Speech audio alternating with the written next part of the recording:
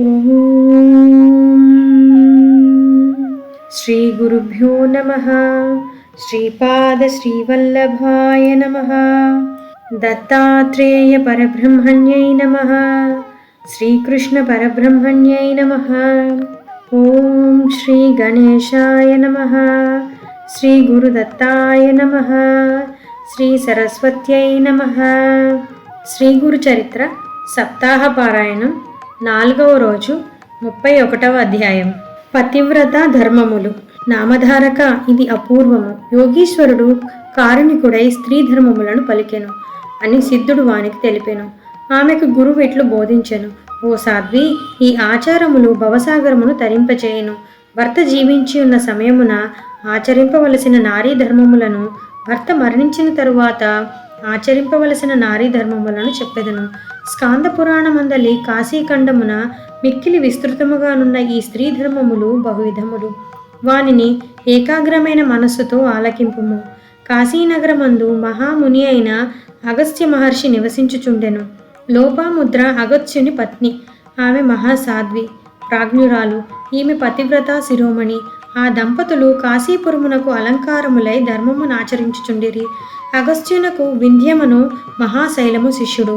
భూలోకమున పర్వత రూపముతో అతడు గురువునకు ప్రియమునాచరించుచుండెను. ఆ శైలము నానా వృక్షములతో లతలతో తన పుత్రీ సమానులైన నానా నదులతో ఒప్పారి ఉండెను.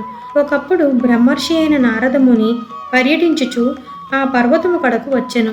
వింధ్యాచలమును చూసి సంతుష్టుడై నారదుడు వింధ్యాద్రితో, ఓయి, నీతో సమానుడు నా కంట పడలేదు. నీ పైన రత్నమయములైన మహాభూములను నగములను కలవు. కానీ ఒక్కటే లోటు. ఔన్నత్యమునందు నీవు మేరు పర్వతము వంటి వాడివి కావు. వానికంటే కొంచెం ఇంకనూ క్రిందుగా కానవచ్చుచున్నావు అని పలికెను.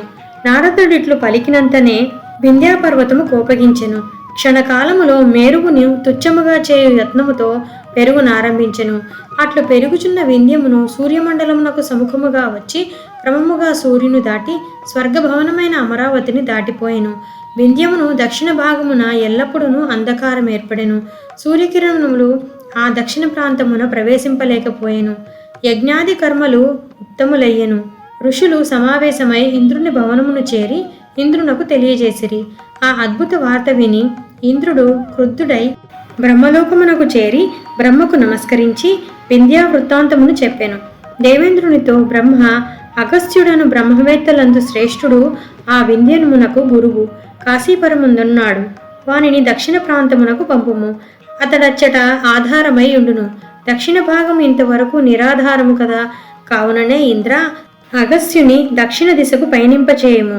వచ్చుచున్న మునిని చూడగానే భక్తితో అతడు శరణు వేడుచు ప్రణామము చేయును. ఆ శిష్యుని అగస్త్యుడు పెరగవలదని ఆదేశించును. తన శిఖరములనడి శిరస్సులతో ప్రణమిల్లుచున్న వింధ్యుని అగస్త్య మహర్షి భూమితో సమానునిగా చేయును.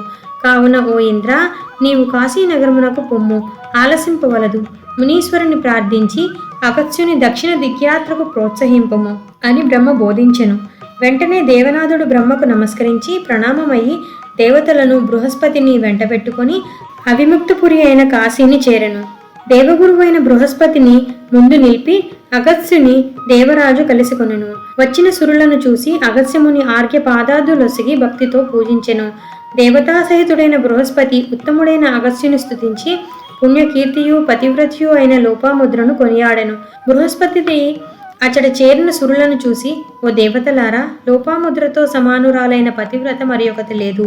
అనసూయ, సావిత్రి, పవిత్రమైన అరుంధతియు, సౌండిల్యుని భార్య, స్వయంభువుని సతి శతరూపయు, పార్వతియు, శ్రీలక్ష్మి, హిమాలయుని ప్రాణవల్లభ మేనకయు, ధ్రువుని తల్లి సునీతయు, సన్యుని భార్య కాంతయు, అగ్ని భార్య స్వాహాదేవియు పతివ్రతులుగా ప్రసిద్ధి చెందినవారు. వీరందరికంటేనూ అధికురాలైన పతివ్రత లోపాముద్ర. దేవతలారా, పతివ్రత ఆచారములు శాస్త్ర సమ్మతములైన వానిని చెప్పెదను విను. పతి భుజింపగా విడిచిన ఉచ్చిష్టమే ఈమెకు ముఖ్య భోజనము. రాత్రింబవళ్ళు పతి సేవను, అతిథి పూజను చేయవలను. పతి ఆజ్ఞ లేనిదే దాన ధర్మాదులను స్వబుద్ధితో చేయరాదు. ఎల్లవేళలా భర్తనే సేవింపవలను. భర్త నిలిచియున్నచో తానును నిలిచియుండవలను. పతి ఆజ్ఞ లేనిదే నారి కూర్చుండరాదు. పతిని అవమానింపరాదు. పతిని సేవించు కాలమందు ఆ పతిని శ్రీహనిగా భావింపవలను. రాత్రి శయన సమయమందును భక్తితో సంతోషముతో భర్తను సేవింపవలను. భర్త గాఢ నిద్ర చెందిన తరువాత భార్య శయనింపవలను. భర్త యొక్క కంచుకమును కర్ణభూషణములను తాకరాదు. చొక్కా స్పర్శ వలన భర్తకు ఆయుర్దాయము క్షీణించును. పతి నామోచ్చరణం వలన తన ఆయుర్దాయమును స్త్రీ క్షీణింపచేసుకును. భర్త నిద్ర లేచినంత వరకు నిద్రింపక పతివ్రత ముందే లేచి గృహ సమార్జనము చేసి మున్నగు పనులు చేయవలను. ప్రతిదినము పతివ్రత పతిని పూజింపవలను. పతినే శంకరునిగా భావింపవలను. పతి ఇంటనున్నప్పుడే పతివ్రత తన శరీరమందు అలంకారములను ధరింపవలను. భర్త గ్రామాంతరము వెళ్ళినప్పుడు చాలా కాలము ప్రవాసములో ఉన్నప్పుడును పతివ్రత ఒక భూషణమైనను ధరింపరాదు. పతి కఠిన వాక్యములు పలికినచో క్షమింపుమని వానిని వేడుకొనవలను. తన హృదయమునందు వానిపై కోపము నిలిపి ఉంచరాదు. వెలుపల నుండి ఇంటికి వచ్చుచున్న భర్తకు ఆదరముతో ఎదురేగవలను. 1000 పనులు విడిచిపెట్టి అయినను భర్త ఇంటికి వచ్చినంతనే ఏమి కావాలనని ప్రశ్నింపవలను. వాని కుశలమునడిగి అతడు ఆజ్ఞాపించిన పనులే చేయవలను. కానీ స్వాతంత్ర్యమును చూపరాదు. పతివ్రతకు ఒక గుర్తు ఇతరుల ఇంటికి పోకయుండుట. ఇతరుల ఇండ్లలో అనేక దోషములు ఈమెకు రావచ్చును గదా. పని మీద పోయినను అచ్చట స్త్రీ పురుషులనెవరినీ చూడక త్వరగా పని తీరినంతనే వచ్చి తన ఇంటి అందే ఉండవలను. స్వతంత్రించి ఇంటి నుండి బయటపడలిన స్త్రీ గుడ్లగూబయే జన్మించును. పతివ్రతి అయిన లోపాముద్ర ఇట్టి ధర్మములను ఆచరించుచున్న సాధ్వి. ఆమె ఎప్పుడునూ ద్వారము దాటదు. ప్రాతకాలమునకు ముందే మేల్కాంచి సమార్జనాధికము చేసి దేవపూజకు ఉపయోగించు పరికరములను స్వచ్ఛముగా శుభ్రపరిచి గంధము, అక్షతలు, పుష్పములు సమకూర్చి ఉంచి భర్తకు సంతోషమును కలుగజేయును. భర్త అనుష్ఠానము పూర్తియగు లోపల పతి చిత్తవృత్తి నెరిగి రుచికరముగా వంట తయారు చేయును. భర్త ఉచ్చిష్టమునే భుజించి మనోవాకాయ కర్మలతో భర్తను అనుసరించును. భర్త గ్రామాంతరమేగినప్పుడు ధేనువు దూడగీయగా మిగిలిన క్షీరము త్రాగుట సమ్మతము. లేదా ధేనువు తినగా మిగిలిన పదార్థమును భుజింపవలను. అనగా అన్నమును అతిథులకు పెట్టి గోవునకు గ్రాసము చేసి పవిత్రమైన భోజనమును పతివ్రత చేయవలను. గృహమునందు పెంటను తొలగించి శుభ్రపరచవలను. అంతకు మించి ధర్మము లేదు. వ్రతములు, ఉపవాసములు మున్నగు వానిని భర్త ఆజ్ఞ లేనిదే చేయరాదు. ఉత్సవములకును తీర్థయాత్రాదులకును పతి ఆనతి లేనిదే పోరాదు. తన భర్త సంతోషముతో నుండగా పతివ్రత దుష్టచిత్తముతో నుండరాదు. భర్త దుఃఖించుచుండగా తాను సంతోషముతో నుండరాదు. రజస్వలైనచో మౌనమును అలవరుచుకొలవలను. ఆమె తన ముఖమును చూపరాదు. ఆ సమయమున వేదవాణి వినరాదు. ఇట్లు 3 దినములు పాటింపవలను. తరువాత చక్కగా స్నానము చేసి 4వ దినమున భర్త ముఖమును చూడవలను. గృహమందాసనమైన భర్త లేనిచో వాని ముఖమును మనసా ధ్యానింపవలను. లేదా సూర్యమండలమును చూడవలను. తరువాతనే ఇంట ప్రవేశింపవలను. భర్త ఆయుర్ధమునకై పతివ్రత పసుపు కుంకుమలను, సింధూరమును, కాటుకను, మంగళసూత్రమును ధరించి వేణితో విరాజిల్లవలను. సువాసినికి వేణీబంధము, తాంబూలమును ప్రశస్తములు. పతి సమీపమున నిత్యమును కంకణములు ధరింపవలను. సమీపమందలి స్త్రీలతో, చాకెతతో, జైనవనితతో, దరిద్రురాలితో, కుట్టినితో స్నేహము చేయరాదు. పతిని ఆసక్తితో నిందించు వనితతో దూషణములు కూడా దూషింపదగినవే. ఇట్టి వారితో మాట్లాడినను పతివ్రత దూషితీయగును. అత్తమామలను, ఆడబిడ్డలను, మరుదులను విడిచిపెట్టి భర్తతో వేరుండుటకు కోరిన స్త్రీ మరుజన్మయందు ఆడకుక్కయగును. నగ్నముగా స్నానము చేయరాదు. పతివ్రత ఎన్నడను రోకటి మీద, రోటి మీద, బండరాతి మీద గాని కూర్చుండరాదు. ఔదుంబర వృక్షము కిందను గట్టటము మీదను కూర్చుండుటయు మంచిది కాదు. ఇట్టి వనితయే పతివ్రత. పతితో వివాదము పెట్టుకున్న స్త్రీ మిక్కిలి దుఃఖమును పొందును. భర్త భాగ్యహీనుడైనను, దుష్టుడైనను, నపుంసకుడైనను, కుష్టి అయినను, వ్యాధిగ్రస్తుడైనను, పొట్టివాడైనను వానినే దేవునితో సమానముగా తలవలను. వానిని శ్రీహరిగా పతివ్రత భావింపవలను.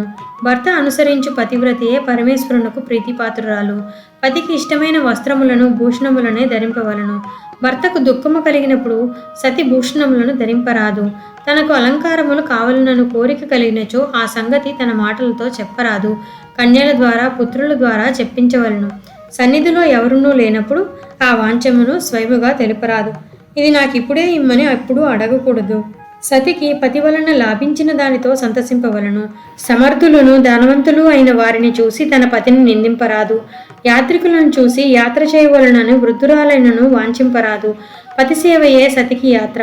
పతి పాదజలమే ఆమెకు తీర్థము. భాగీరథి జలము కంటే అధికముగా తలచి పతి పాదోదకమును త్రాగవలను. పతిని పూజించు సతిని త్రిమూర్తులను అనుగ్రహింతురు. నైమిత్తకములైన వ్రతములు చేయవలను. కోరిక ఉన్నచో పతి అనుమతితో చేయవలను. స్వబుద్ధితో చేసినచో భర్తకు ఆయక్షీణమగును. ఇంకనూ భర్తతో కూడా ఆమె నరకమును చేరును.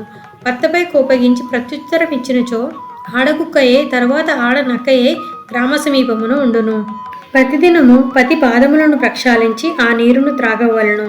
పతి ఉచ్చిష్టమును దైవలబ్ధముగా భావించి సంతోషముతో భుజింపవలను. అట్లు చేయి పతివ్రతకు ప్రత్యక్షముగా శంకరుడే సుప్రసన్నుడు కాగలడు. భర్తతో కూడా ఆమెకు స్వర్గము నొసిగి ఆదరించును. వనభోజమునకు పరగృహ భోజనమునకు పోరాదు. ఇట్లే ఇష్టులు ఆప్తులు నగు వారి ఇంట్లకు కూడా ప్రతిదినమును పోరాదు. పతివ్రత ధనికుల వార్తలను వినరాదు. తన పతి దుర్బలుడైనను అనాచారుడైనను నిందింపరాదు.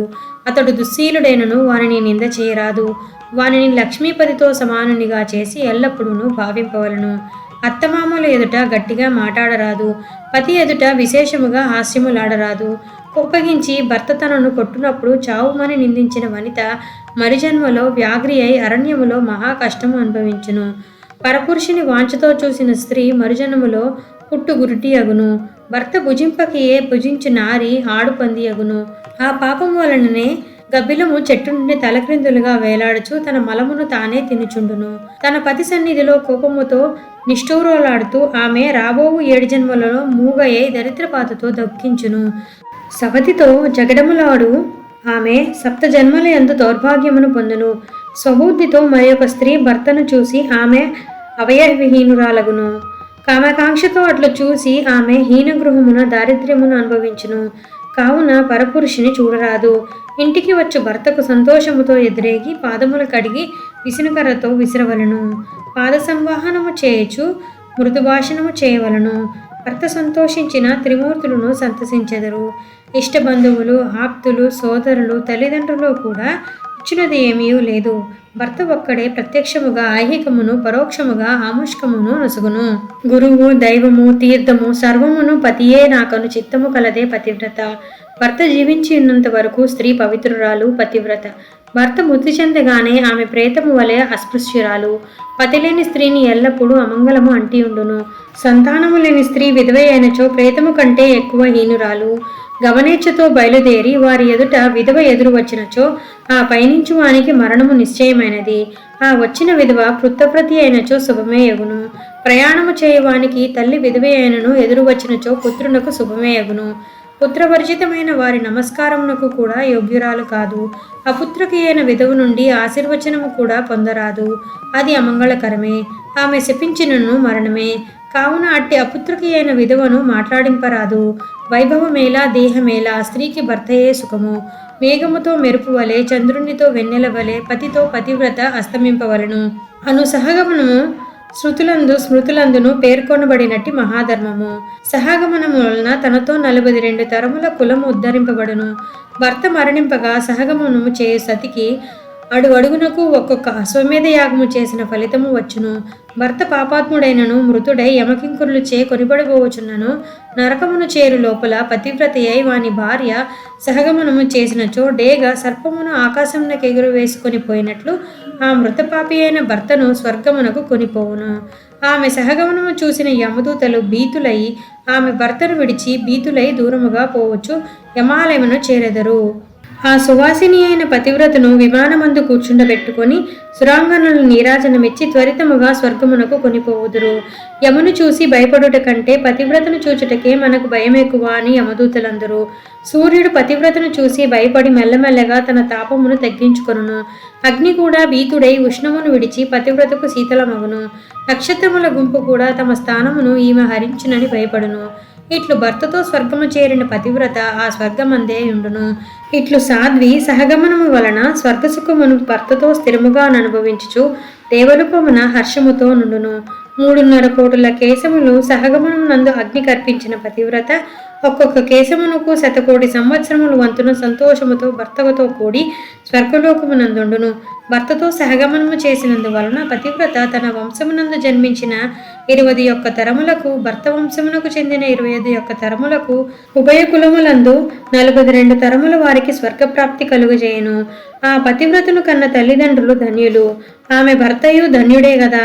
సహగమనమున ఫలితమిది మహాఫలము కలది. స్త్రీ దురాచార అయినచో వ్యభిచారిణి అయినచో ఆమెకు మహానర్థములు లభించును. ఇహపరలోకములు రెండింటి యందు ఆమె కష్టములు అనుభవించును. 42 తరముల వారు స్వర్గమందునను శుభులైనను వారిని తల్లిదండ్రులతో కూడా తీసుకొని నరకమునకు పోవును. 3.5 కోటుల రోమములతో ప్రతి రోమమునకు 1 సంవత్సరం వంతున తన పూర్వులతో భర్తతో కూడా ఆమె నరకయాతనను పడును. పతివ్రత యొక్క పాదస్పర్శతో ఆమె పాపములు శమించి పవిత్రురాలగును. అందులకే భూమి సాధ్వి యొక్క పాదస్పర్శమును కాంక్షించును. దైవయోగమున తన కిరణములు పతివ్రతను స్పృశింపగలిగినచో పవిత్రుడును కాగలనని సూర్యుడు చంద్రుడును కూడా అభిలషింతురు. వాయువు వరుణుడును సతీస్పర్శ వలన పవిత్రులయ్యెదరు. అందరూ పతివ్రత చూపులు పడినచో పవిత్రులగుట నిశ్చయము. కులమును ఉద్ధరింపగలది సాధ్వియే. సతి భార్యగా లభించుట 7 జన్మలు చేసిన పుణ్యముననే సంభవించును. పతివ్రత అయిన భార్య వలననే చతుర్విధ పురుషార్థములు మానవులకు లభించును. యజ్ఞాది కర్మలకును సాధ్వి ఇంటలేని మానవుడు అనర్హుడు. సాధ్వి ఇంటలేని వానికి అరణ్యము దూరము కాదు. వాని జన్మ కర్మబద్ధమై వ్యర్థమగును. పతివ్రత భార్యగా లభించిన వానికి పుణ్యసిద్ధి కలుగును. సతీయోగము వలననే పుత్రలాభము పరలోకమునకు మానవునకు సిద్ధించును. భార్య లేనిదే మానవునకు ధర్మసిద్ధి లేదు. కర్మకు అనర్హుడైన వాని పితరులు స్వర్గము నుండి కూడా పతనము చెందుదురు. గంగా స్నానము వలన లభించు పుణ్యముతో సమానముగా సాధ్వీ దర్శనము వలన పుణ్యము లభించును. సాధ్వి 7 జన్మలందు మానవుడు చేసిన పాపములను హరించి వాని పావనుని చేయగలదు అని దేవగురువు బృహస్పతి పతివ్రతల ఆచారములను అగస్త్యుని ఎదుట వెల్లడి చేసెను. ఇది శ్రీ గురుచరిత్ర పరమకథాకల్పతరౌ శ్రీ నృసింహ సరస్వతోపాఖ్యానే కర్మకాండే సిద్ధనామధారక సంవాదే పతివ్రత ధర్మా నామ 31 సమాప్తః.